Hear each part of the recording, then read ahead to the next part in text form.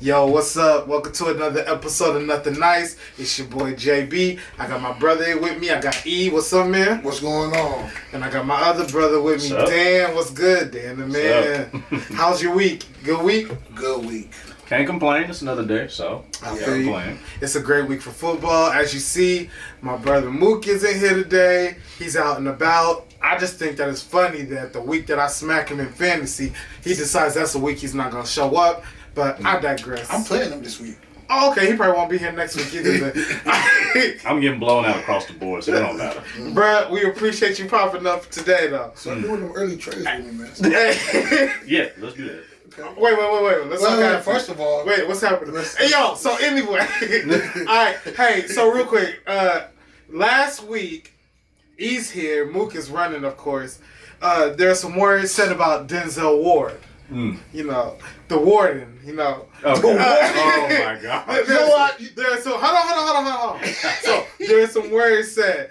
And I thought it was crazy because last year out of all the cornerbacks in the National Football League, he had the lowest completion percentage against him. In a regular season. All the time you see him as on the top 5 cornerbacks in the league list. So since he's getting into the league, so is there anything you want to say, bro?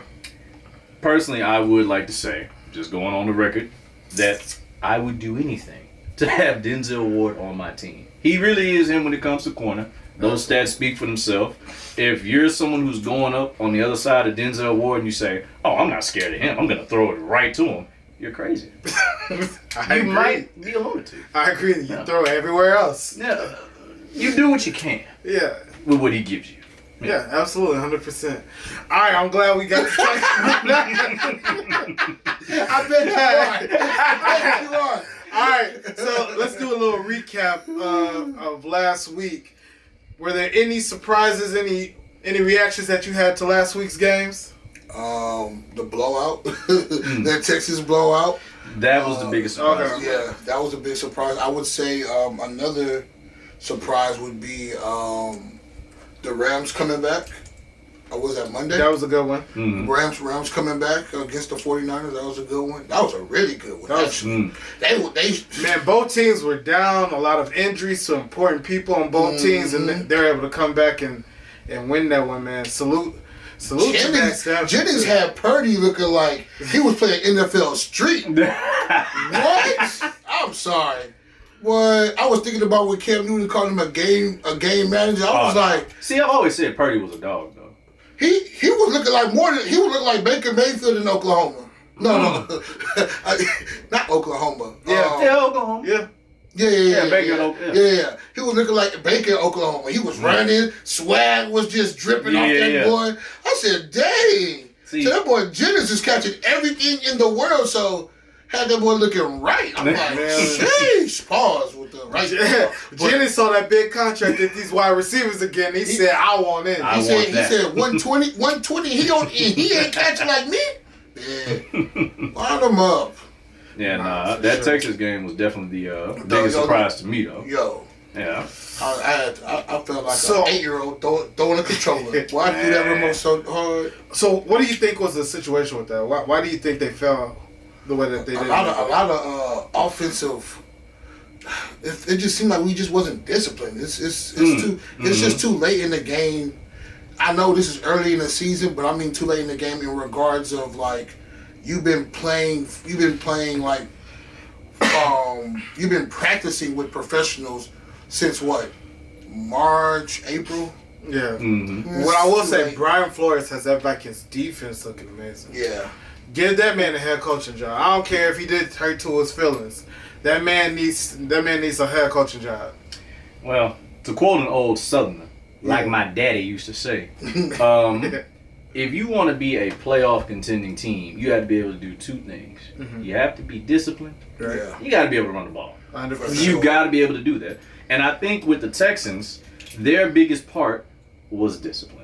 You know, I've been seeing all the memes across Twitter about Laramie Tunsil. There was one that says he's an official O-lineman and penalizer for the Texans. If he doesn't do anything else, he's gonna jump outside. He gonna have a false start. And I'm like, you know what? You just can't be that great of a team, but have penalties like that. Yeah. Now, I will say that was a big shot in the foot. But another thing I will say is after looking at the game, I was like, you know what? I can't be upset with the Texans, so to say.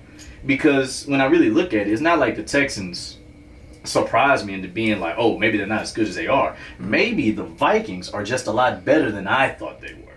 Because they have these new additions. Sam Darnold, that has to be a shocker. That has to be a shocker for everyone. Everyone develops it's at not, that time. nobody, Wilson, though. But nobody, he was almost seen as, just a step better than Zach Wilson. To be honest, that's how people were viewing him. He was almost like a placeholder. I think it just depends on where you go because Case Keenum also had success in Minnesota. And where's Case Keenum now? He's third on the depth chart for the Texans. You know what I'm saying? So it's like, or think of like, what's his name that was a kicker? Nick Foles.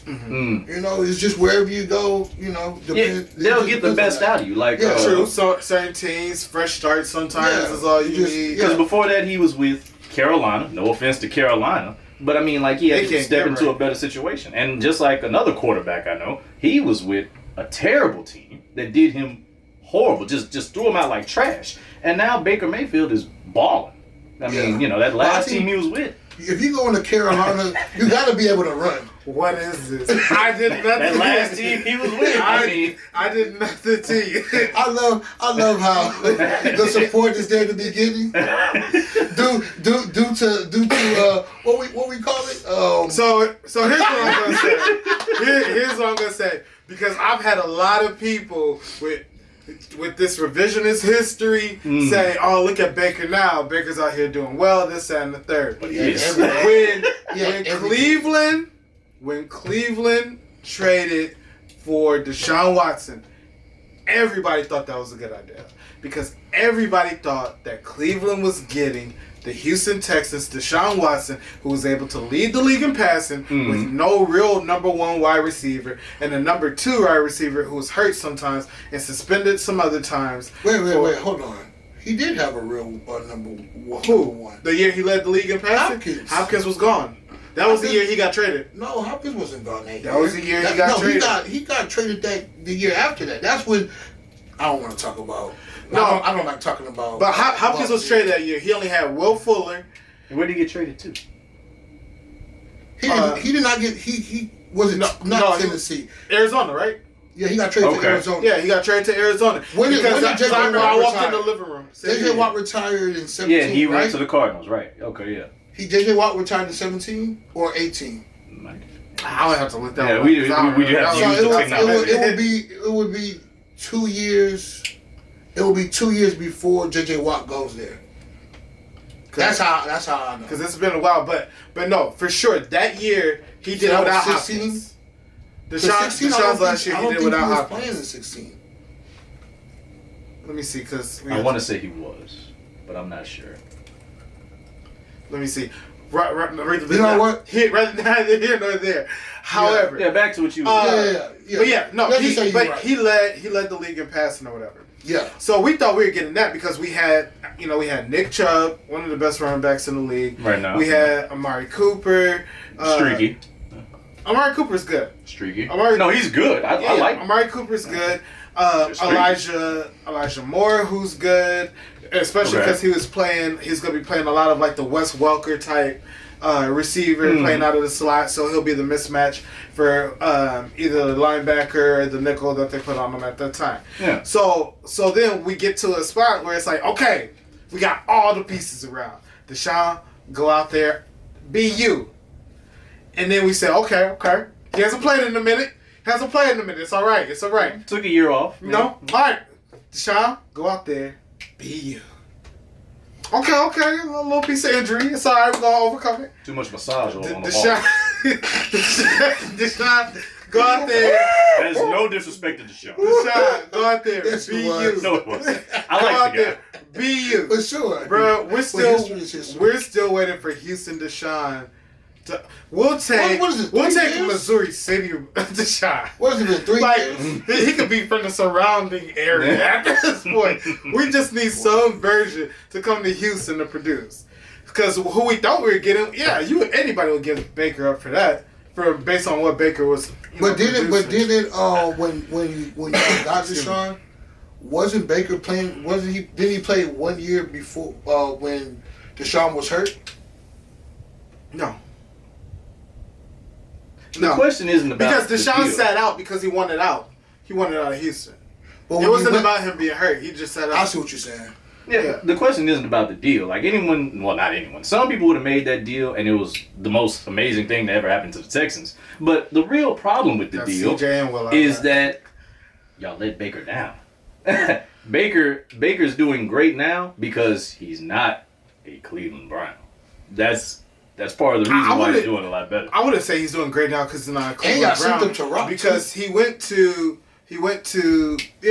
Carolina. Y'all sent him to rock. Carolina. Y'all sent him to rock. Carolina. Y'all sent him to rock. Yeah. Listen.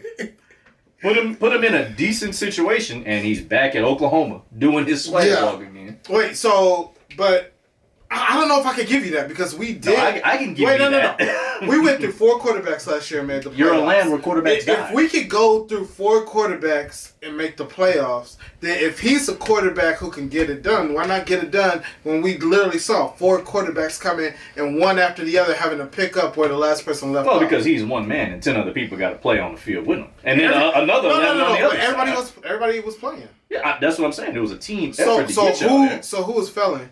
Because I watched all those Browns. I'm saying when it comes to a quarterback in Cleveland, there needs to be help there. I know that's not the topic that we had lined up for today. No. But we might as well just get it out. We're here. A quarterback in Cleveland needs some serious help. And I don't know if it's the quarterback coaching or whatever the coach. I really don't know. But it's a land where quarterbacks go to die. I'm so sorry, Johnny Manziel. You probably would have been amazing somewhere else. No, his problem. He already had his podcast. So that's probably why he had his episode with Shannon. He was wild. But he was wild in college. He was wild in college and throwing 400 and losing. They weren't winning at A&M. Yeah, he was putting up. I mean, not like a losing season, but we didn't see him in the national championship, did we? I mean, they didn't have a 12 profile. He was number 1. Didn't even see a championship. You had to be number 1 and number 2, and if that didn't happen, you didn't get to the championship. Yeah, I was gonna say. Yeah, I mean, he put up big numbers, but at the end of the day, if you put his team, if you put where his team finished at in these new playoffs, they're in the playoffs. Oh yeah, yeah, you know. Well, a lot of great teams missed the playoffs. They were top 4? We're in 12 now. Well, I mean, 12. And I think 12. A lot of teams. I mean, that's not there's special. some very deserving teams at number 10. Who? Yeah. Right now, I can't say. We just started. No. Who in the last 5 years? Last 5 years? Yeah. I'd have to use the technology, but I know I can pull one up. I can pull one up. No. Yeah. He is looking up, Josh. So it's a lot. It's a lot of teams that will fall out number 4 that deserve. Okay, for sure. I want you to find a number 10 team. Number 10 in the last. Hold on. Can we make it easier and just do out of the 4? Do after 4. Find just a team. That should have been in the playoffs? Yeah. No. You said 10. No, come on. I got to do 5 could squeak in. Okay. 5 I'll do number 6. Okay. You can make a case for 6 in some year. Give me number 8. Number 8? Yeah, give me 8. I'd have to look at who finished at what last year. Okay, give me number 8. Okay, I'll do 8. All right, cool. I have to go home and look it up. Yeah, put it in the chat. Yeah, put it in the chat. We'll drop it now. Put it in the chat. I'll do 8. All right, so week 3. What else did we see out of it? Any other ones that are just like really stuck out to you? I gave my 2. I think I might have one more. I was kind of upset that I about thought was interesting. Game. What I will say, the Eagles. The Eagles beating the Saints, and their defense was really the reason why they beat them. Yeah. And Saquon being able to be in his bag like Christian McCaffrey was last year in that game too. I think that really stuck out. I kind of think that speaks well to him. It does. Because I feel like we've seen the best out of Jalen Hurts. You think so? I think we've seen the best that we've got to see him. I feel like we know who we Jalen Hurts? Oh. Okay. I feel like we know who he is. When you see him play without the talent around him and he still overcome, that's when you start really seeing it. I don't think that we've really started seeing that. Like, I think now that what's my man name? Devontae Smith is I don't think he's playing next week. He's playing. He was cleared. Oh, he was, huh? Yeah, it was a concussion, but he passed protocol. Okay. Oh, good luck. Well, shout out to him. I don't know what they over there serving. I don't know what kind of smelling sauce y'all smelling. But Hey, man. You can be Tua, or you can just be out for the week. You know, it's your choice. Hey. It's your choice. I believe in that. Yeah. Says everybody. What is he, like 175, 160 smoking? Something like that. Man. He's very lean. Hey, man. It's okay. It's all good, bro. It's a hidden season for you 160 wide receivers. Relax. And we just hit week 3. But anyway, what were you saying? I got off the I'll talk about the Eagles. Jalen Hurts. I feel like we see like the best out of him, which I'm not saying isn't good. I think Jalen Hurts is a starting quarterback. I think he's a good quarterback. The best I've seen him play was the Super Bowl against KC. That game, outside of the fumble, that was like a perfect game. Yeah. That was just a perfect game. But right now, with how he's playing and who he is, I feel like the fact that it doesn't have to be all on him, and he has Saquon who could come out and mix it up, and the defense is holding their own right now. Right. Yeah. I think the Eagles are kind of surprising me too. I can see the Eagles and New Orleans have a rematch. Yeah. Okay, I can see that. Eagles, they're pretty impressive. It's not something that we could never see happen. So yeah, I agree with you. I think the last thing I saw that was impressive, and I can't speak much on it because I fell asleep and tuned in the fourth quarter, was Atlanta and the Chiefs. I thought that was pretty interesting how Atlanta kept that close. You know, I always thought like later on in the season they're going to upset the Cowboys, but after watching them play the Chiefs, I said they're going to beat the Cowboys. Okay, so since you brought up Dallas, we saw Dallas. They got the win against the Giants last week. Good for morale. For sure. Off the skin of their teeth. Yeah, a lot of people thought they were going to lose, and they almost did. What's your take on them right now? Well, first I got to start over and say, beating Cleveland, I thought, hey, we ain't lost a step. Then we played the Saints, and they ran DMC ran on us all over the game. And I said, you know what? We might not be as good as we think we are, but maybe this was just a fluke. Maybe the Saints are just that good. Right. Then we get to Baltimore, where I had them picked to lose the Baltimore game. And when I saw Derrick Henry, and he ran, that's it, with Lamar Jackson, that's when I knew we are not who I thought we were. Yeah. And we let ourselves off the hook. You know what I mean? It's like my daddy told me. You know, to be a playoff team, you got to have discipline and know how to run. But you also got to stop the run. And we can't do that. So when I saw us play the Giants, it was odd. Part of me wanted us to lose the game. That way we can actually start figuring out where do we want to go from here. Because I know, like, if we lose that game, even if we were good enough to compete in the rest of them, they would have just quit. They would have quit on themselves the entire rest of the season if they would have lost that Giants game. Especially what they got going on in the locker room, you know? You don't think that they are still trying to figure out why that game was that close? Yes. I do think in front of the cameras it's like, all right, we back up one. But behind the scenes it's like, yo, they was on our ass. Like, yeah. And Michael Parsons got hurt. If Daniel Jones is a little bit better, No, Michael's okay. He's okay. No, he got a high ankle sprain. No, he's okay though. Wishful thinking. He's okay. Wishful thinking. I was gonna say that injury didn't make or break. That was so late in the fourth quarter. No, I'm just saying moving. No, for sure. Moving on. Nah, he'll be all right. He'll be all right. If he was out, it's all good. Yeah, bro. I got the 2 points on my fantasy. I got him. He's gone now. Bro. So if you want him, you can have him. No. No? I'm no fool. Not everybody calm down. Too much dip on the chip. For sure. No, but just when I see Dallas, I see all the talent that they have. They just honestly need a defensive tackle. I know a lot of people see Dallas and they're kind of like blow it up. But I really don't think that's the answer. Oh, it's time. You think so? But if you blow start it, where? It's time. No, start where? Wait, okay, so tell me this. It's too late. When you all went from Tony Romo to Dak and Zeke era, would that be considered blowing it up? Let me help you out right here. When we got Dak and Zeke and we went I think at some point we had only lost 3 games that season. Whatever the front number was supposed to be. It was 16 teams, 13 and 3. When we went 13 and 3. In the H. Yeah. I remember that. When we went 13 and 3 that season, that was the start of the Super Bowl window for us. We had a team that could have. When you talk about Super Bowl window, what I call it is a team that can reach the NFC or AFC championship. That's a Super Bowl window. If you can reach that game, not actually make it to the Super Bowl, but make that game. Yeah. That's your window. As long as you're in the mix. We had that window from the moment they had their rookie season up until last year. That right after last year, that embarrassment with the Packers, that's when that window is closed.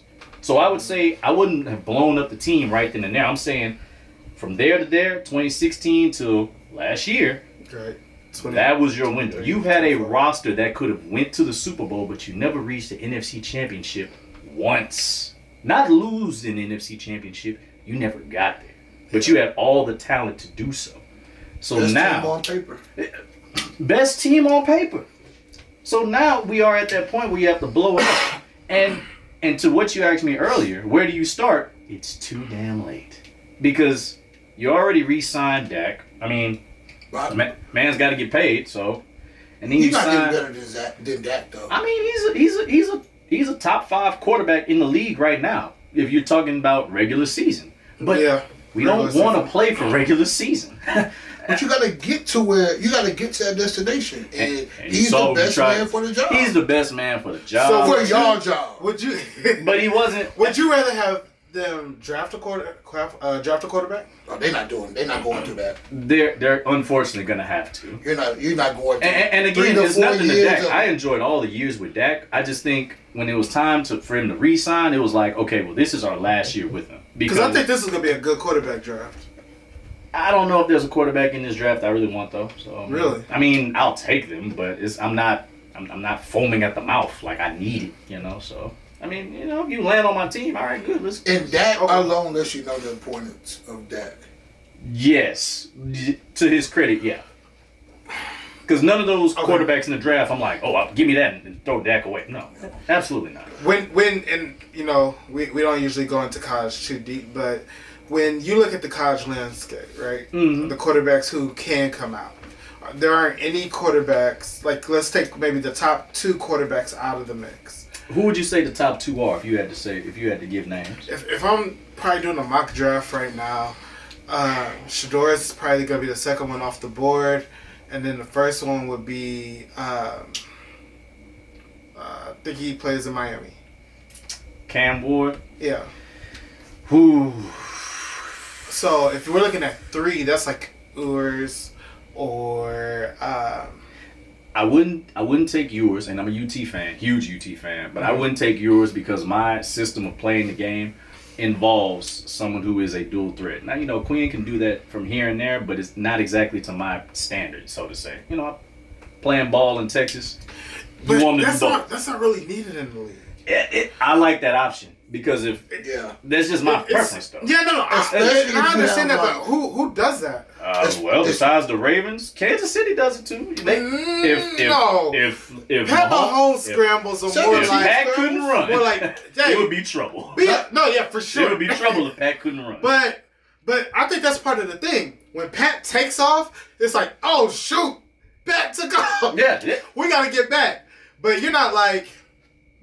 In no part of the game are you like, hey, we got a scheme for Pat taking off, guys. The defense. Yeah, we do. Not true. Yeah, we do. Yes? Yeah. Because you don't think they have a spot? Because they have receivers that were like the fastest in the league. If we can get them to just run goals and run off the opposition, boom. Do you not believe in your linebacker? Or defensive ends at this point will be able to hawk him down. I know. So it's not like we're afraid of the speed that he has. It's more so like, and then he doesn't have the wide receiver. He still doesn't have the wide receivers that you just have to be that fearful of. I don't know. Xavier Worthy might be something to be afraid of. Hook him. That might be something to be afraid of. Not yet. I think he will be. Mm-hmm. Just not yet. His route tree is literally. That's all we need you to do. Here, but no, because when you're what'd you say, 160, and you get bumped on that line, and you don't have time to hit that. It's like it sounds good. I ain't seen that happen to him in college. I was looking at Tutu out where I was like, All it takes is just one more. Go ahead, keep running that route. Just one more. Go ahead, keep running that. It's gonna take one guy to just be like, you know what? Just curl me down. Just give me a screen and let me see the guys I can just lay down. I'll take this drag. Yeah, exactly. I'd rather slant into one of these guys at this point because that. No, I can't do that. Exactly. Yeah. So no, I definitely understand where you're coming from. Yeah, like, but because when I think of running quarterbacks, of course Lamar, Jalen for sure. 17. Josh. Can't forget about Josh. Josh is probably the best at balancing them. I would say. You might be onto something with that. It's not one then two. But yeah. So, but everybody else, like when we look at the top quarterbacks, like I just want my quarterback mobile enough to where if someone's coming, you can run out the pocket and still throw it downfield. And well, hold on. If we're talking about quarterbacks aren't mobile, who is good after that? That's not mobile. That's not mobile.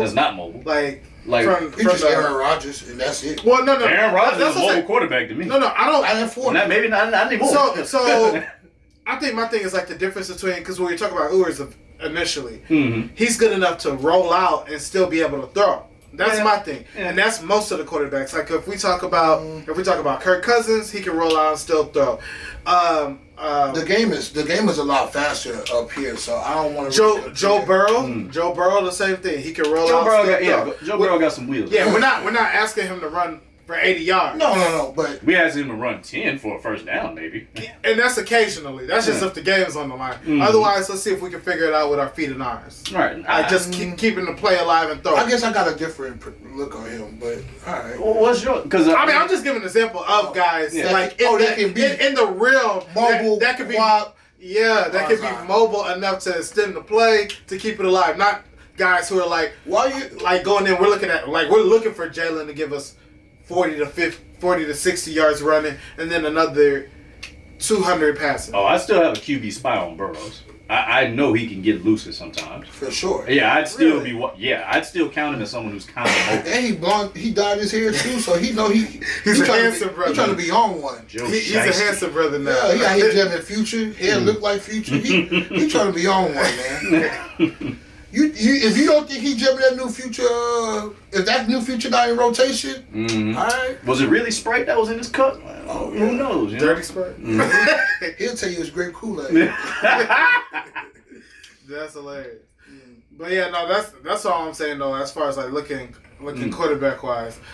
But yeah, I think if they picked up somebody like him sit behind for a year or two, because Dak's new contract, how many years? I believe it's 5. I don't even know if that's right, but it might be 5. Is it 4? It's 4? Okay. Because is it a team option or player option on the 4th year? I don't know on that 4th year. It probably is a player, because I think he got the he also got the don't franchise tag me in his contract too. That's franchise tag. Wow. That's great. He got that. He got that too. That. Wow.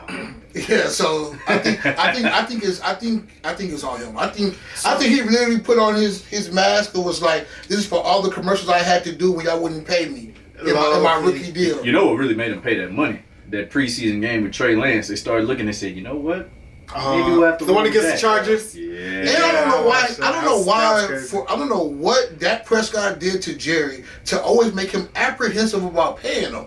It's a chore for him to do right by the leader of his team. Every time it's time to pay him. I don't know what's going on in Dallas. I don't know. I don't live there, but he can pay is it Micah Parsons? Yeah. Not the DN. I'm thinking No, the guy that played the guy that does the UFC. He does MMA now. Gregory Hardy. I don't know why he was quick to give him tens of millions of dollars after everything he came back from. But it's like every time it's like payday for him. Maybe because the first one wasn't even that bad, but you been in they walked in the office. Headlines they said, "Hey Jerry, it's underpaid Dak again." Again? Hey. Yes, this one is understandable.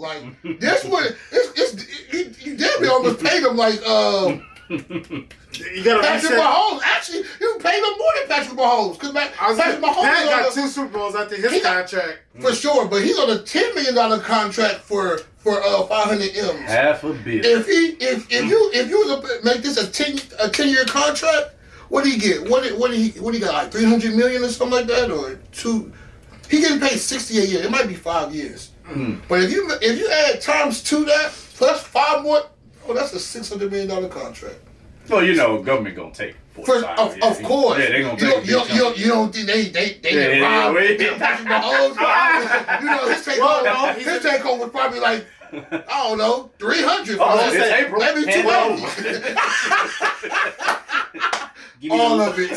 Give me the loot. Well, you know, Uncle Sam gonna come. Don't you say? I think once you start making that amount, they come for 51%.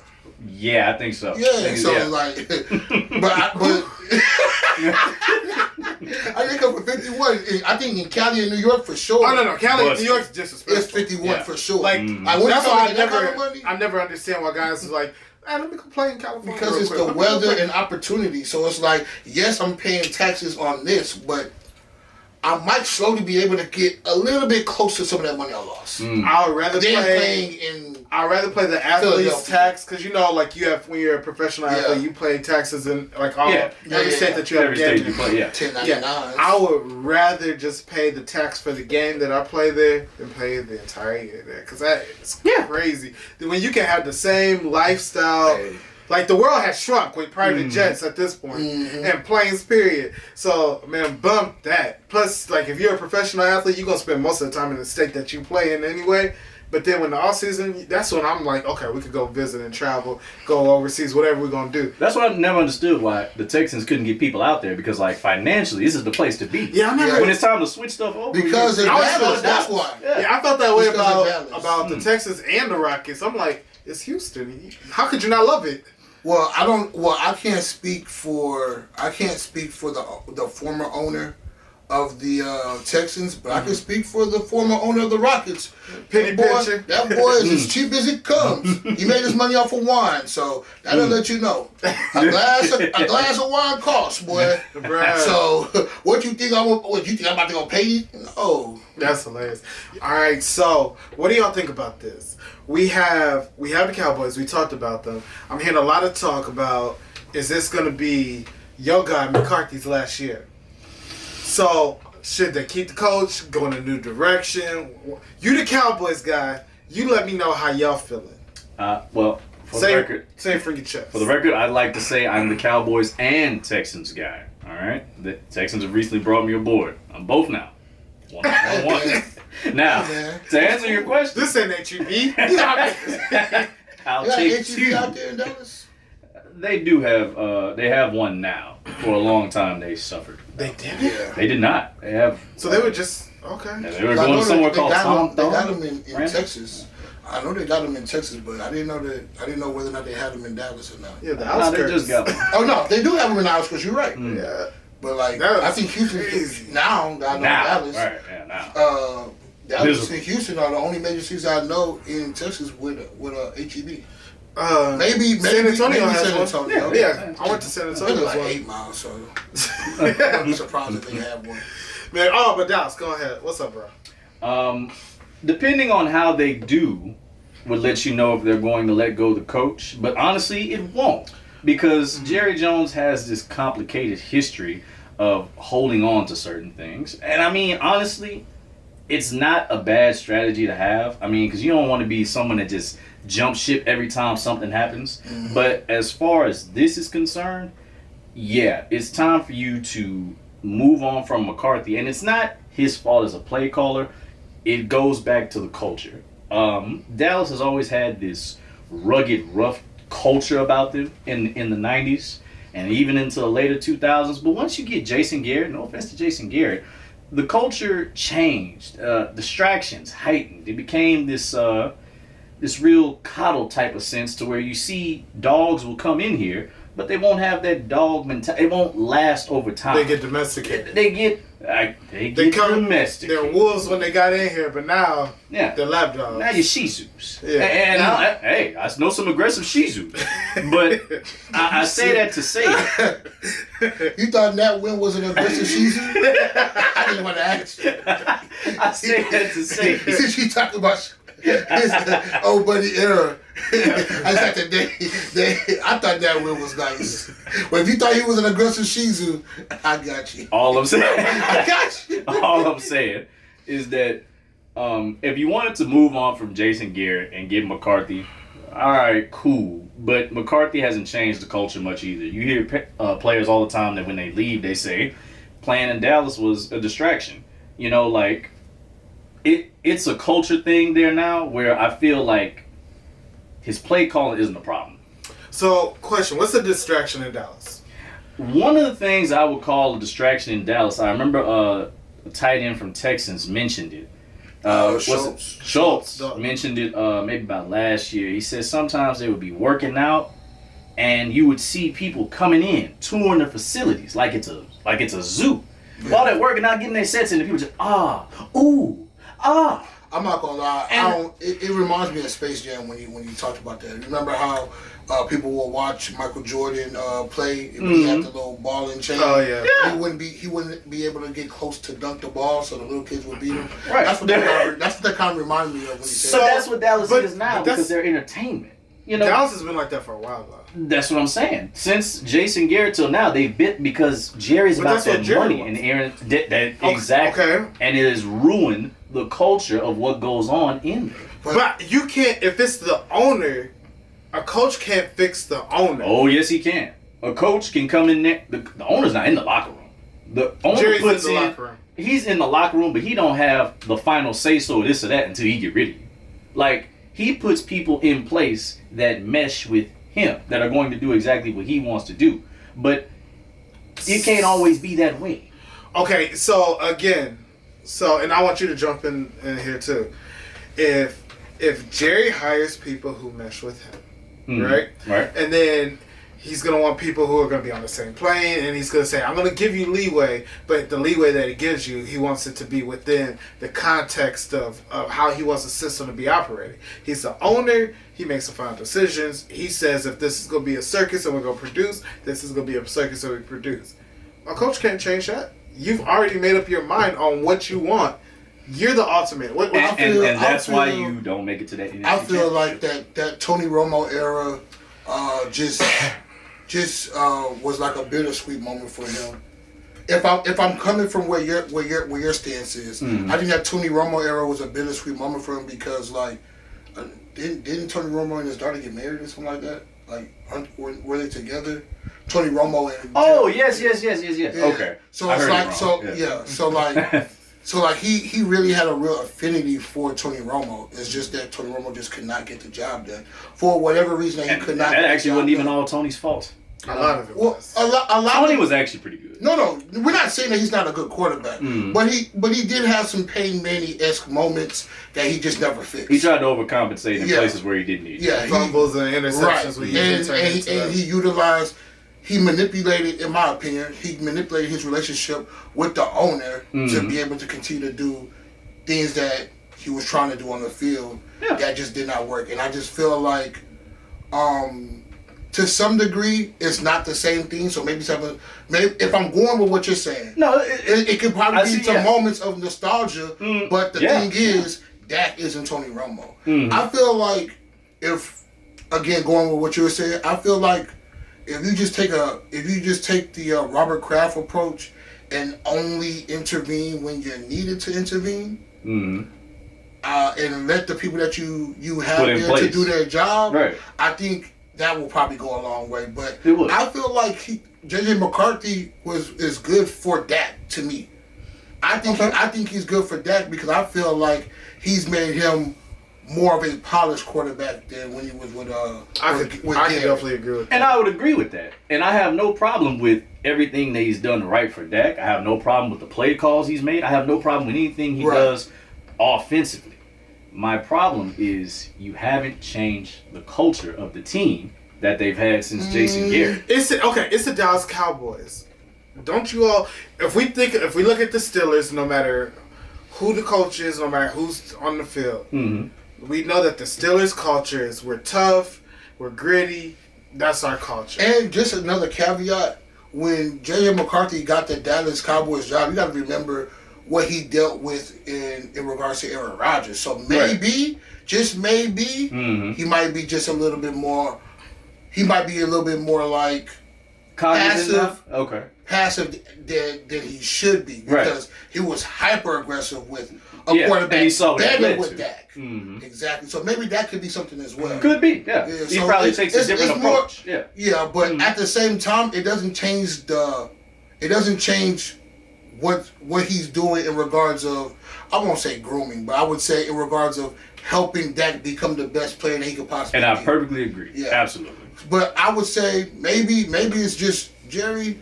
Excuse me, but stay in that luxury box. Stay out that play calling box. You know, he does great player selection. You know, like for the draft, he does great player selection. He's amazing at that. But when you get these people and you send them off to the coach, let that be it. So I think that it's like just listening to y'all talk. So it's not the coach. It's not most of the players. I think that what it is, what I've just outside looking in, they need a leader on that team. They need the guy on that team who's a little more traditional. Like I don't care about the social media. I don't care. So, you think it's more of a player thing? I do. I think that they need that leader. If we look at any of these teams that have done great jobs, we look at the Patriots. Tom Brady, for most of his career, was considered the best player in the NFL, but we know for sure he was a leader. And then he also had a Teddy Bruschi on that squad. He had Harrison on that squad. He had Vince on that squad. Like, there are guys who we point to and be like, the leaders. That's what we're gonna follow. If we look at the Colts, we had the same thing with Peyton Manning and Freeney on that. If we look at the Steelers, Ben Roethlisberger, Harrison. But it's a lot of youth on the Cowboys, though. I'll say that. Yeah, I was gonna say good youth. But the Steelers were young too, though. It's youth that hyper excelled, and now we're trying to throw this 24-year-old who. Let's just use Diggs for example. Yeah. What was he, 22, 23 when he led the league in interceptions? Yeah. Now we're gonna say, tell that 30-year-old man with 3 kids what to do on his field because he right. No, it's not happening, bro. So it's like you can't the ass. That's a weird word to say. I get it. Plurring ask is crazy, but the ass that you have. For some of the players that hyper excel for maybe 1 or 2 years or so on and so forth, I just feel like it's kind of big if they're not like supposed to be that de facto leader of the team. You can't. That's how I feel like the people that you use as examples. Tom Brady, I don't feel like he came in a leader. I think he was groomed to be a leader. Right. Because they had the defense led the team. Peyton Manning took his licks before he was looked at as a leader. In regards to Ben Roethlisberger as well. He won his second year. So, but I'm not gonna lie to you. He was a special type of guy. Like, he was just a guy he came out of college a leader amongst men. Like, it's just some people are just like that. Not everybody's like that. Yeah, I've always considered the leader of that team Mike Tomlinson. No, for sure. No, but Mike wasn't there. He wasn't there. I'm talking about Bill. Yeah. Okay. Bill Cowher. Bill Cowher, yeah. But even Bill Cowher, you could consider he was a leader because he was a ferocious man. Or pause. But he was a very good coach.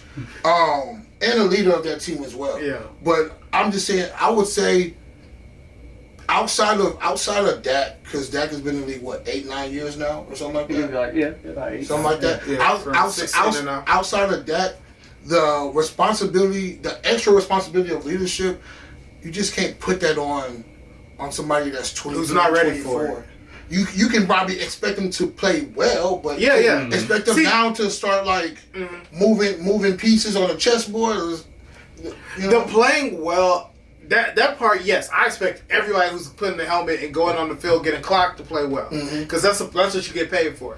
But to be a leader, they have to find, even if they gotta get somebody in free agency to bring them in. I think that's been their biggest problem. Nah. I don't think they've had a leader for 8 years. They let go of what you call it. What was the left tackle name? That I think he went to Philly. What was his name? He was a Pro Bowler forever. Black? Yeah. Smith? No, not Smith. Not Smith. He's black, but he's not Smith. But I think he was a left tackle or a tackle. I was there, but he's been a Pro Bowl for almost a decade strong. Like one of y'all, like literally one of the best. I'm looking at Zach Martin. I'm looking at Fredrickson. See, who was there last year? Playing tackle. You're not talking about Connor. Man, I forgot his name. Man, listen. But I would say that he was a leader on that team. I just can't think of his name. Yeah, you're gonna have to remind me of his name because I really can't think who you're thinking of right now. Who just look up tackles, free agent tackles for this offseason. This past one? Yeah. Okay, I'll look at that. But go ahead. But yeah, so. But just like with the teams that I named, and even if we don't go on teams that won the Super Bowl, but at least got to the Super Bowl, we know Donovan McNabb was a leader. He had T.O., super talent. But on the defense, Brian Dawkins. Brian Dawkins. Doc was crazy man. Man, he was the leader of that defense. Like the leaders, they stand out and they make even with the Chiefs, when they were struggling and you needed someone to lead that team on defense, you had Jones and you had Eric Berry. Leaders. That's what I think. Well, also you had that defensive coach. He won for play. I can't think of his name. Skarkeeson. I hate when I have these. Yeah, no, for sure. But I think the Cowboys have had many of men who can lead men come through there. But Absolutely. that won't matter. That won't matter as long as the culture is still the same. When I bring you into this organization, you're going to take on the identity of A, the coach, and then B, the organization team around you. You can come in trying to lead as much as you want, but if we're setting up a mainframe to where, this is how we do things, we're comfortable with this, if we start to change who you are, then you become one of us. Right. My thing isn't they need a player to do so. I think many of those players could do. I think a lot of these players, old or young, have the ability to lead men. But it's not going to change with the culture that's in Dallas. You can give them 5 first-round picks this year. You can give them some veterans off of every little piece. Let them come with us in the offseason and then try to move forward throughout. It's not going to matter because the culture. We're not. When you say culture, you mean the media sensation that they are? That ties into it. Or is that like solely it, or what else? Nah, it's a lot that ties in. You'd have to go from A to B. It's the way the Cowboys are a different team than someone who's like the Texans. The Texans or the Falcons. The Texans or the Falcons, you're concerned about how are we going to get better and win this year. With the Cowboys, it's how are we going to win? How are we going to sell tickets? How are we going to do this? How are we going to keep? How are we going to be Americans? But when you're the Cowboys, you have a bigger, unfortunately, you have a bigger priority than just winning games. Being the Cowboys pretty much means you have to be good because NFL it doesn't make sense without the Cowboys being decent. But you have to pretty much lead in other aspects. Like you have to be popular. Your games have to be entertaining, which means winning is the start. Winning is a start. Winning is the foundation.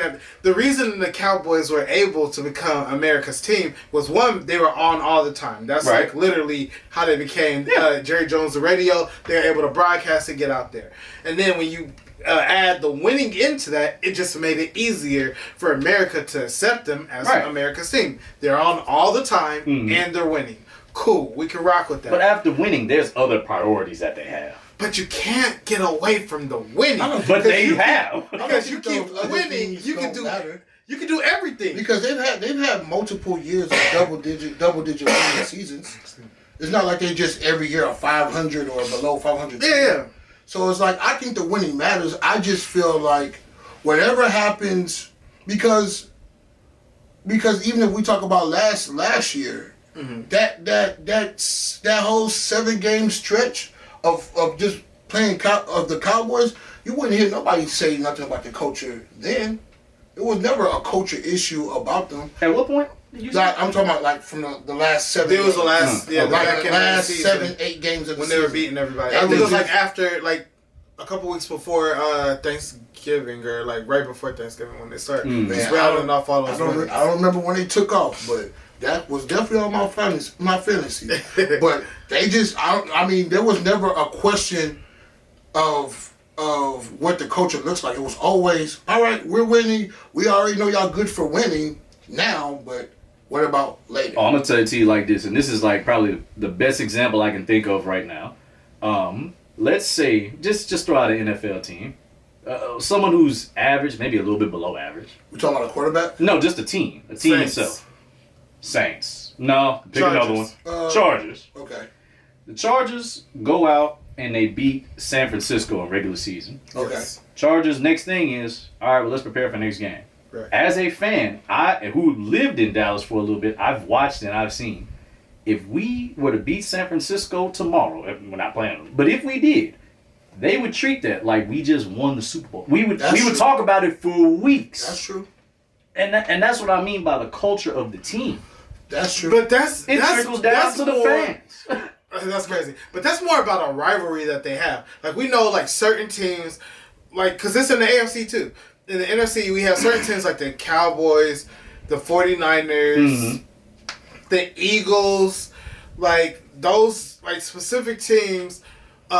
Washington, when they're good, like when they play each other and they beat each other, it's like a big deal. And those because those are historic teams. But that's even more of a reason for us to have a higher seniority and be on a different what plateau. Would you prefer that I can't believe we're talking about them this long. Would you prefer if like the media attention of the Dallas Cowboys were down a little bit? No, because it brings so much good attention to them and so to the city itself. So that's what I'm saying. So you can't turn it down now. Right. That's so like if they beat the Redskins, it's gonna be everywhere. It might. That's the Redskins. That would be unreal. If they beat the 49ers, I meant to say the 49ers. I got you. If they beat the 49ers, there's gonna be Dallas Cowboy apparel in San Francisco for you to buy. But San Francisco's like that too, though, because when San Francisco. It was the playoff year when Kaepernick was there, and San Francisco came in and took over U.all Stadium. See, but that's the thing. It's not just San Francisco. Every team, and I mean every team that has to play the Cowboys, they're going to get up for that game. For a multitude of reasons. Whether you were someone that grew up watching them and you loved them, grew up watching them and you hated them, or you just know you're going to be on TV or you just show out because everybody about to see you. You're always going to get up. No one is going to go into no one's going to play the Cowboys and be like, all right, we got to get ready for this game. It's the Cowboys. No, they're going to. Ooh, we got the Cowboys today. Ooh, I need to pick them up. I need to sack them. I guess this is where you would say pause. But I got to do what I got. I got to show my stuff. No, pause again. I see what you. I see. Yeah. I see what you're saying. But like, that's what kind of come with being like the top dog. Exactly. So it's like what? It's like you can't have a culture. Where you aren't about that. You have to have a culture now, like the way they ran the team, the way Belichick ran his team. Yeah. And I don't want Belichick, but people would say, "Oh, I hated playing there." I mean, we won, but they hated the culture. You need a blend of that. You think? Okay, you need a hybrid of that. You think Belichick is the culture? I would not want Belichick coaching the Cowboys. Hold on, real fast. You think Belichick was the culture of the Patriots? No, I don't know what the or do you? I know it wasn't fun. It wasn't fun over there. It may not have been fun. It may not have been fun, but I don't think he was the culture that was there. I think that the best player was just sold on being a player versus being a star. And that was like the expectation for everyone around. I think that was the culture versus what Belichick was ever able to do, because you don't create a culture like that for 20 years and then lose your job 2 years after the player that was there with you is gone. Well, okay, so hold on. Semantic. Before you say that, bro, that's actually a really good point that you made. But I will say this. Belichick and Brady together created that culture. I'm not gonna. Oh, for sure. I'm not gonna. Yeah, I can't. Because Belichick, like, there were years that the Patriots won the Super Bowl and they had nothing to do with offense. Mm-hmm. Like the one that they won against the Rams. No. 13, yeah. And I'm not saying that you're taking anything away from him. Yeah. But I feel like with all the, I'm just gonna use this term loosely. Right. But with all the fun that Dallas has been able to have over this last 2 decades, Which basically. you need that. Yeah, cool. It's time to start putting foots. Yes. So a guy like Belichick would be perfect. Like, okay, you remember that show, The Nanny? You remember the show, The Nanny? That used to come on. No. Was it that? No. You talking about Friends? The British lady who used to go into kids' houses. Nanny 911. That one. I didn't watch that. Okay. Oh, you never seen like a clip of it on social or anything? I thought you were talking about the one that had. No, the I umbrella got you. That. Yeah, for sure. No, not. Are you talking about Mary Poppins? They had like a Mary Poppins version of the nanny. Okay. Like she walked around with an umbrella. She was a British lady. Was it called Nanny in that one? I think that's what you're talking about. Y'all are talking about the same It's like thing. she would go to like bad kids' houses. Oh, okay. Yeah. Okay, yeah. So it's basically the same thing. Right now, the Cowboys are bad kids, and they need the nanny to come in and be like, "Hey, we're gonna fix this, and this." So you think they I'm not need saying like an advisor? Who's You think the they need an coach? outside? Advisor? Who is the coach? No. See, I really feel like JJ McCarthy and Dak is Mike? probably Mike. I don't know who I'm getting JJ from. JJ's the quarterback. Yeah. JJ's the quarterback. Yeah, McCarthy. Yeah. I'm tripping. All right. But Dak and McCarthy, I feel like that's a perfect match in heaven. I'm not gonna lie to you. and I'm not against keeping them, but I do think Bill should come in as an advisor. Like, Stephen A. Smith said or a the same consultant, thing, but I don't agree or a with that. consultant. They need somebody like an outside consultant that does not really answer to the owner in a capacity. 2 decades of fun. There has to be some like okay, you know how like there's that kid that you grew up with, right? Their parents let them do anything, never told them no, this and the third. So when they get out there in the real world and they start hearing no's and stuff like that, they can't handle it. But the kid that had discipline and structure and some fun when it was appropriate based on them following the instructions on the front end, we see them a lot of times be successful in life. It's time for them to get foots. And I think, and you're right to that point. I just don't think Belichick would be it because, personally, I think when Belichick was doing his thing about 20 years ago, that worked for that generation gap. Now I think you need someone like that who's also around the same time frame as these newer players coming up. What do you think? Okay, so like specifically, what do you think someone around the time has to offer that he wouldn't have to offer? I think your older style, your ways of the old, they don't mesh well with what's probably going to be coming up. It's the like same attitude. way, like, But you know what I also not so think much though? attitude, just the way you don't think I don't think it's a player thing. Like he said. Like Daniel said, my bad. It's all good. Yeah. like Daniel said, they're getting dogs. It's just that when they come here, well, not here, please. Oh my goodness. When they go to Dallas, they become domesticated. Exactly. So I don't think it's the players. I don't think it's the coaches. I think it's more of an environment thing. Maybe changing of the environment. Maybe if the situation like you were saying about Dalton Schultz, saying it's a zoo. Let's limit what that zoo looks like. So we need a team psychologist to come in and say, I've talked to the players and I've collected the data. If it's the place looks like a zoo, well, let it look like a zoo in March. It ain't gonna look like a zoo in September. There we go. You know, maybe it's something like that. Man, hey, bro, I'm giving you gems. But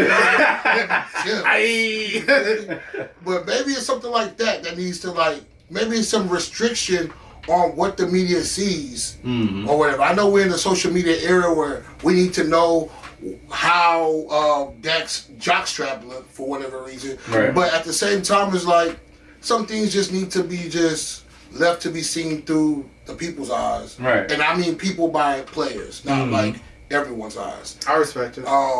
And not a camera. So it's like maybe that might be a thing. No, that checks fix out. That. Yeah, I'm not mad at that. I'm definitely not mad at that take. Good stuff, man. All right, so real quick, switching it up a little bit. We have a couple teams that are surprised real quick that I just want to touch on. We have Buffalo 3-0. I saw it happening. You saw it happening? I never really doubted them. No. Yeah. Okay. So we have Josh Allen. You saw he took a little shot at Stephon Diggs, saying, we don't have the distractions of guys stat chasing and stuff like that. Where I gotta get on the rock in layman's terms. How y'all feel about that? You want to go? I have one question before someone answers that. Did Stephon say anything back? Not that I saw. Okay. No, Stephon's solid. All right. Yeah, you can go ahead and go first. Yeah, man. I feel like it was 2 alpha dogs barking, and one alpha dog just so happened to be barking a little bit more. Problem was he was a skill player. Yeah. And he needed someone to get the ball to him. Exactly. And that caused friction. And that's where the real issue is. But the problem is this alpha that's barking is already a made man. Yeah. He was already solidified in another jersey. Yeah. And he came there to literally help you, which you did. So with that being said, if I've elevated you, you're not going to not forget about me. Right. And I just think that maybe that was going on a little bit more than it should have. I feel like maybe it should have been more of a conversation of like, look, man, this is what I'm seeing on the field. Yeah. And if he's saying, forget what you're seeing on the field, then it's like, all right, well, I go pass you the ball. Then I can understand that. Right. But if it's like, you can't win without me and pass me the rock, I mean, you know what I'm saying? Yeah. You're going to have to go ahead and give that ball up. You know what I'm saying? Because he's not lying to you. Now, if you're showing something different, then maybe he wouldn't be as chipper to talk about that. You know what I'm saying? Because we didn't really hear too much in Minnesota about him saying, give me the ball or nothing like that. I heard more about him saying, get rid of that boy that y'all think is better than me up out of here, so that I can go ahead and show y'all that I'm better than him. Right. I heard more of that than anything else. So I would just say, in regards to 17, I'll rock with 17, man. I really do rock with him. I don't know why. He got an aura about him. He's tough. He's tough. I like that. He's a part of the J team, so I rock with him. He just got it's just What's up, an aura about him. But what you think, D-Man? Personally, I'm not here for the comment that was made. I mean, me personally, I feel like y'all are two top 10 players, which y'all do right now. If a better situation works out with y'all, or y'all have to y'all have to put this business relationship to an end. Oh well, so be it. One is off doing his thing and doing it pretty well. The other one, 3-0. I mean, so. I don't really care for the talks and complaints about it. Like, oh, I don't have to throw them. Man, I just feel like he's just more comfortable. Your record's speaking for itself. It's about time. Like, I don't have to. Like, I wish one of them would say something. He ain't getting the ball for the next 7 days. Like he said, I threw it to 10 people last week. I don't want none of y'all thinking you above pro. Oh my goodness! It's like, I'm sorry, what? I'm getting money from the practice squad. I've been throwing it to him for the last 2 days. He been out here catching everything. It looks like he has promise. You keep playing. Say one Y'all more gonna word. replace each other. One more. Promise Hey, you. Coach, he's hurt this Sunday. week. Don't worry about it. Sunday, I will pay you back for the tickets you bought for your family to come to this. Yeah. Don't worry about it. You don't have to show up. No, I got you. Hey, kid, get over here. You're like, all 50 of your family members you said that was coming, I'll give you that money back. Don't even worry about it. Just go to that practice squad. To his credit, I bet it is a bit more freeing, though. For sure. Yeah, for sure. I can imagine. When you're the only lead dog, it's not 2 Rudolphs, it's 1. Oh my goodness. Great way to put it. Yeah. Okay. We don't need this bright. We don't need 2 bright noses. We just needed the 1. Yeah. We went from headlights to a motorcycle. Yeah, for sure. For sure. Absolutely. All right, so check this. Who's the biggest surprise 3-0 team? And we have Minnesota 3-0 with Sam Darnold at the helm. We have Pittsburgh 3-0 with Justin Fields, who was thrown out to die. We have KC 3-0. We have Buffalo 3-0, and we have Seattle 3-0. Kansas City and Bills not a surprise. And Kansas City and Seattle are my surprise. Really? KC's your surprise. KC's your surprise? Tell me about it. The reason why is because they are a shell of themselves. So they are literally figuring out different ways to win. For sure. Travis Kelce is 35. Like he's nowhere near how he used to be. But and on top of it, like they're more of a run heavy team because they don't even have the ability to catch balls. Pause. But like But like, I feel like he is literally using every trick in his bag and then some to get these wins. No win is pretty. True. Before I go on to my surprise, I'm not surprised about Kansas City because they have someone wearing number 15 to where I don't have to worry about that. I understand that, and I'm giving you that. But you can even take to all your the credit, tricks. even to your credit, Pat, we trust. Even to your credit, 15 has stepped up to the podium and said, "I am not playing my best football." So and still finding ways to win. Exactly. That's the point. That's what I'm saying. So that's why it's a surprise to me. Because if you can admit that you're not even playing your best football right now, and you need to work and fine-tune your game to where you can feel more happy about the wins that you're getting, then it's like seeing you at this junction can be a surprise. And who was your other surprise? Seahawks. Seahawks, okay. Seahawks, okay. Yeah, What you got first? Oh, go ahead. Go ahead. What? Gino is out here hitting and missing. And somehow, they keep on winning. It counts as a dub at the end of the day. He out here hitting and missing. I was like 3-0. I'm like, what Gino doing? I'm like, man, boy, just he out here doing tour dates. Quick side note. two for 31. I'm like, what is going on? I don't know how they get it done. When Kenneth Walker hurt, I think he missed last game too. Yeah. I'm just like, I don't know what they doing over there. But they salute. I'm never gonna forgive Gino because last year I was in the playoffs with my fantasy football team going up against AJ. I had DK Metcalf on my squad. Literally killing. DK was going off. Oh, he was? Yeah, we get to the fourth quarter. All I need is for one catch. That's it. Like I'm point one down to AJ at this point. All I need is one catch from DK. He went across the middle, wide open. Gino looked at him and said, "Hey, I think you open," and threw it across the field. Oh, I was hurt. And then they needed to win the game at the end. So they got the ball back. And I was like, he's surely going to throw to DK this time. DK's open. Hey, I'm going to throw you the ball. Checks it down. I said, this is crazy. I said, hey, man. I was so hot. I couldn't text anybody that night. Go ahead, bro. That kind of remind me of when I had lost to you. I think I was down like 0.6. Oh, that Chargers game. Oh, my gosh, boy. It was 0.6. Yeah, he called me. I called him talking big. He called me. Good season, right? Yeah. Yeah. This is mine. Bro, I was up. I'm happy. Boy, after that game. I lost by 0.6. I couldn't laugh either. That. Oh, my. I would never forget that I lost by 0.6. I was like, what? I said, nah. That's 6 points, but 0.6. It was that close because, like, who did you have that saved you? Isn't that what Mike Williams? Man, he just went ballistic. And he was down. I called him when I was up like 20-30. Like there's a 90. You know how it gives you the graphs? It was like a 98%.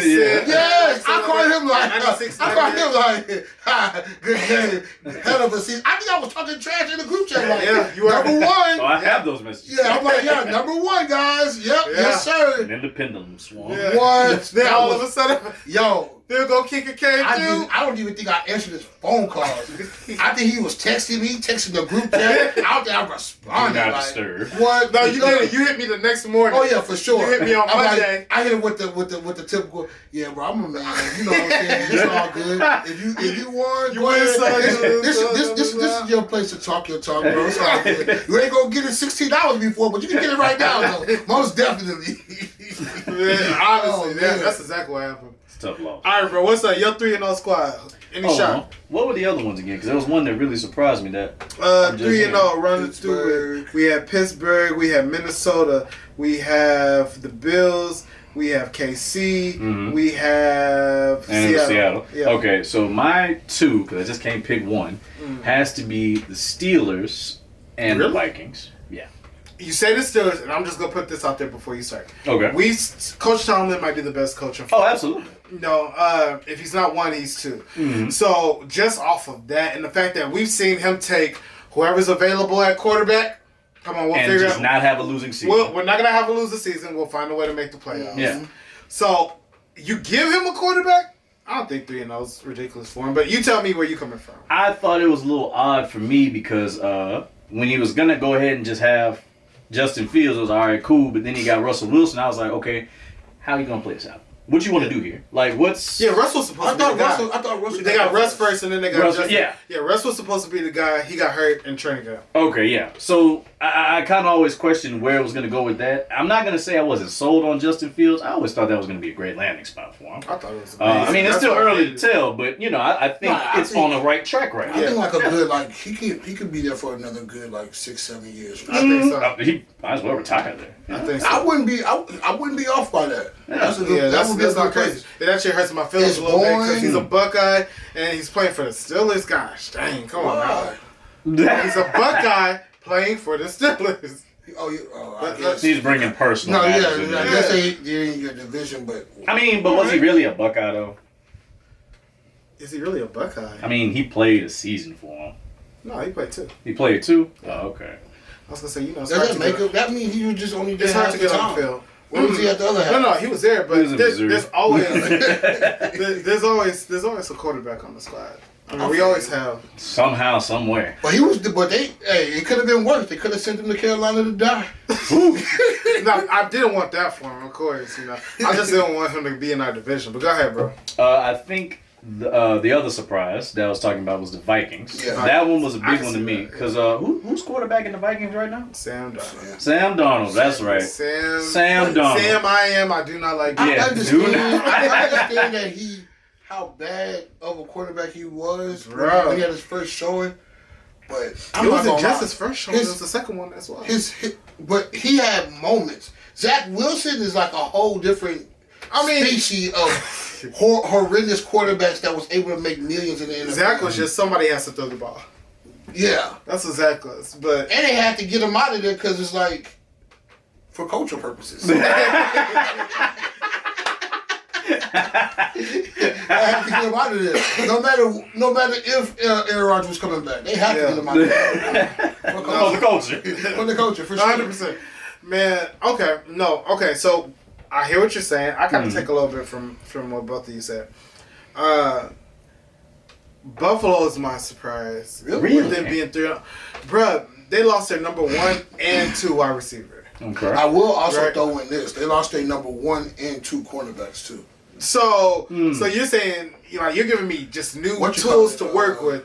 And I didn't know Josh Allen. I didn't know that he was going to go out here and be like, that just means I'm sharing more. I thought he was going to, because a lot of times, just real quick, go ahead. You see a lot of quarterbacks or a lot of players, when they lose their guy, they say, I got to put it on myself more. Mm-hmm. And a lot of times, like we said with Tony Romo earlier, and it doesn't work. You try to overcompensate. Yeah. That's why you get the turnovers. And we know Josh Allen, in the past, he's been prone to throw a pick or fumble the football, trying to press too hard. Right. But now we seeing him out here and be like, man, listen, there's enough passes to go around. Who didn't get one? Raise your hand. I got you. So just off of that and being able to put that, turn that into 3-0, I think that's amazing. I feel like it's just there's no tape on this version of 17. Mm-hmm. I feel like him throwing the ball to the degree that he's throwing the ball and the targets that he's choosing without any reason besides them being open, I think that this is just different. Yeah. And because there's no film or no study or anything of tendency from this version of him, to look at, that's why he's 3-0. And that's why I'm not surprised because anytime there's no film, no level of tendency of what you do at all, like you're gonna hyper excel. That's why I'm only worried about you. I would say next year. I'm worried about next year for sure, but I would say as far as this season goes, I'd say maybe about week 7, week 8. Okay, just to see how right now it seems like he's gonna be on the MVP running projection for sure. I think he might be. I think the lead right now. What I first said was gonna be C.J. Stroud, Jordan Love, and I think I threw 17 in there, but I might have been capping. Okay. But now I think it's gonna be 17. I'm not mad at them. Yeah. If they can keep up what they're going, and it's a long season, of course. If they can keep up what he's doing now, because he out here throwing like 300. He trying to touch 400 every game, bruh. And then I mean, a sleeper who we gotta show love to. I know we didn't put his name on the topics today. What's his name? Jaden Daniels. Yes. For the Commanders. Absolutely. Missed 2 passes last week. 2. That's crazy. Every time he touched the rock, the only time he didn't score, he didn't lead his team to a score is because they took a knee to go to halftime. Yeah. Excuse me. And you gotta also talk about Jennings over there, and we talked about him earlier, but he just not get to me That coming from like a is- third, what was he, third, fourth on the wide receiver depth chart, Yeah, number and 3. then essentially taking Brandon Ayuk's spot, essentially taking it, even though they had like equal amount of snaps. To say you had equal amount of snaps with a dude that just got $120 million is crazy. Yeah. It's crazy. Like, I think their snap count or percentage was like something in the high 90s or something like that. Both of them. That's productivity. Yeah, for sure. All right, so let's run this real quick. Dan, here's what we usually do. Okay. Yeah, So we look at 5 teams Okay. based on the game that we have coming up this week. We pick who's going to win. You're going to be with us now, so we're going to have you hop into the mix, and we'll just do out with percentages I and had a everything. bad week. Last week we don't have to talk about it. It was an ugly week. For you too? It was an ugly week for me How as many you well. won? Because you definitely told me. The same. No, we both went. We both went. Hey. I just want to know what you did. Oh, okay. All right, so basically what we're doing, we go over, we look at the teams, we pick 5 games, we pick who we think are going to win. Right. At the end of the season, the regular season, we're going to tally it up. Whoever has the least amount of wins, they're going to have to buy food for whoever, for the rest of the guys. So it might be like a little Chick-fil-A. I was about to say some Subway. Yeah. Boy, y'all about to bust down a plate of rice special with me. We're going to go to the Chinese store. I want some chicken to share too. Orange chicken, large plate of fried rice. Bust it down. Oh, I got, egg roll. nah, they ain't getting the egg roll. No. 2 cups of water. Gotcha. Crazy. All right, so let's go through these games. Let's get these picks in here. See who has what. All right, so I make notes as we go along, so that way we keep it a buck. Okay. All right, E, you go first. Minnesota, Green Bay. Who you got? That's a good game. That's a really good game. That's a really, really good game. Say it with your chest. Oh man, it's tough because they both on a winning streak right now. So it's really tough for me to say, but my heart's leaning towards defense in this one. So I think I'm gonna go with the Vikings. Interesting. Okay. All right, I'm gonna go with the going Vikings. Minnesota. What you got, Dan? I hate to say it, but I'm going Vikings as well. I think they're just off on a hot start, and Aaron Jones has said this is one of the best teams he's played with, and it's only like week 3. This is one of the best you've played with in week 3. Yeah, I'm going Vikings. I feel like he sees something that we're about to see soon. I'm going with the Vikings too, and it's also with Aaron Jones, but because he's going back to Green Bay, he's gonna. Oh yeah, he's gonna Foot. Yeah. Yeah. All right. Yeah. So okay, cool. Philly, Tampa. You go first. Who you got? I'm gonna expect Tampa to make a surprise, and it's not that I'm gonna expect Baker Mayfield to beat Philly. I think I'm expecting Philly to beat themselves. Unfortunately. What's up, bro? What you got? That's a good one. That's a word for you. Because I was going to say, I want to say Tampa. Okay. I want to say Tampa.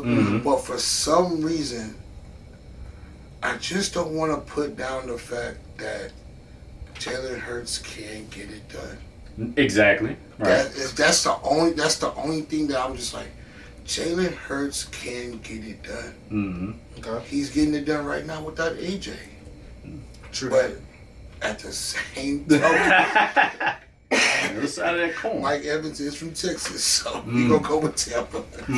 Bruh. Mike Evans is from Tampa. You mean Galveston? I mean, Yeah. I said Tampa, but I meant No, I got Texas. you. I'm going Philly. I think that they will still find a way. I think between I'm with you. Saquon and Jalen, I feel like they're gonna find a way. My heart is saying Yeah. Philly for this game. I mean, I'm not mad at what y'all said. Like I can see where you're coming from with it. I think that Philly. I just don't. I think Philly also realizes where they are. They realize the collapse that they had last year towards the end of the season, and I know that they're gonna want home field going into the playoffs. I just don't feel like Saquon is gonna be good as a focal point. I think they're gonna play him. I think I think he's looking like Christian McCaffrey the year before. You do a little running, you do a little... Me seeing him in New York, granted I know New York is not the grandest of examples, I know. Yeah. But, however, they did have some weapons. No, let me change what I'm saying. He was the premier part of the offense. He was the offense. The offense premier part. Potato. Yeah, but I mean, I'm saying that to say he's gonna have to be that this week. Well, Smith is still playing, so there's still. You think Devontae Smith, Mr. Hail Mary? All right, here's my thing. Here's my only thing, and then we gotta get back. The difference between Philly and the Giants is we can say Jalen will probably throw for 200, run for 80. They have different ways that they can score and get the ball downfield. They have Smith and everything else like that, and they have a good defense. With the Giants. I got it. It was literally Saquon. I'm only speaking from the standpoint from the offensive side. Yeah. He's going to be the premier part of that offense. Yes, Jalen Hurts does have an arm. And yes, he's very, very talented, of course. And he's going to be able to get other people involved. Right. But for the most part, if there's a breakdown percentage-wise of how that engine moves next week or this week, it's going to be Saquon Barkley on the higher side of that percentage. Okay. So that's why I just get scared when I see him like that because every time he get hurt.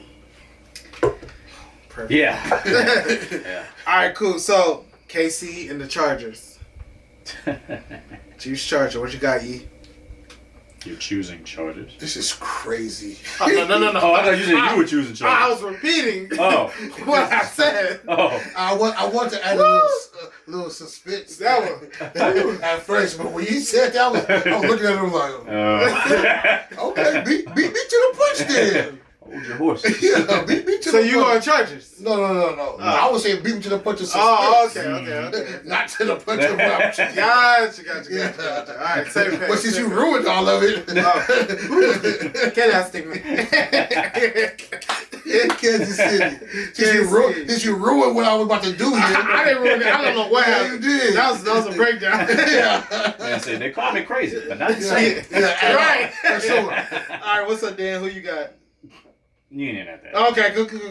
We going KC. Mm-hmm. Chargers? Oh wow.